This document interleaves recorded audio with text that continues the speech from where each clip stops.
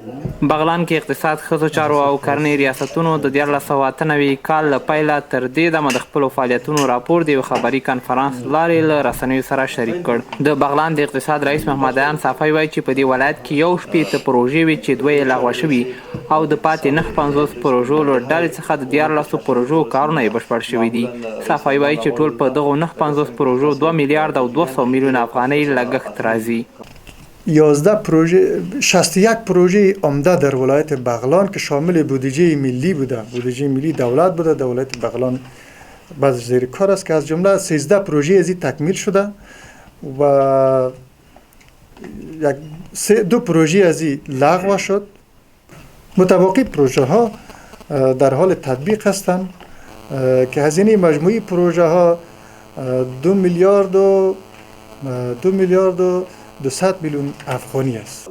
د بغلان د کرنې او مالدارۍ رئیس عبدالغیاث صدیقي وایي چې په دې ولایت کې تر اوسه پورې د کرنې او مالدارۍ په برخه کې 92% انکشافي بودیجه مصرف کړې چې ټول 160 میلیونه افغانۍ کېږي. د کرنې رئیس وایي لا هم په دې ولایت کې کروندګر اصلاح شوي تخمونه نه کاروي ځکه د ځینو بزګرو حاصلات ورځ تر بلې د کمیدو خواته ځي.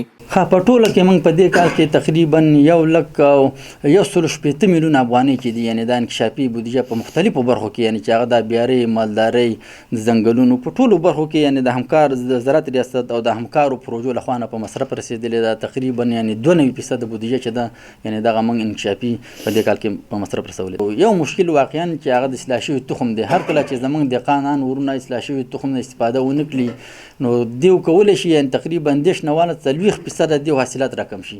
کله چې دیو اصلاح شوي تخم وکړي یعنی دیو خپل حاصلات 40% د تخم پورې تړل شوی دی. او دا کوم قطعي نمایشي چې موږ خلکو ته جوړ کړي دي شولو په رابطه باندې زموږ غټه برنامه روانه ده. من خلکو ته وایو چې راشي تاسو د زراعت په سیستم باندې یعنی دا کار وکړئ. د بغلان د ښځو چارو رئیس خدیجه یقین وایي چې سږ کال د ښځو پر وړاندې د تاوتریخوالي 215 پیښې ثبت کړي چې د تیر کال په پرتله کموالی ښیي. یقین وایي چې د تاوتریخوالي د راکمېدو یوازینی لامل په ټولنو کې د ښځو پر وړاندې د عامه پوهاوي زیاتېدل دي.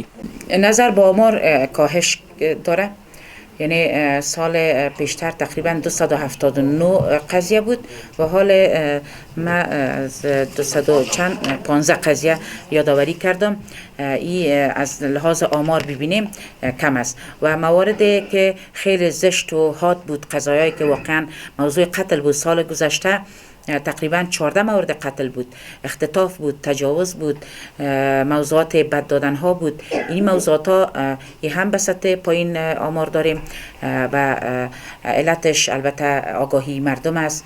د بغلان اوسیدونکي بیا نیوکه کوي چې انکشافي پروژې یوازې په ښارونو کې د سکتوري ریاستونو لوري پلي کیږي او کلیوالي سیمې په هر اړخیز ډول له پامه غورځول شوي دي. نورګل اندړوال، میلمه راډیو، بغلان.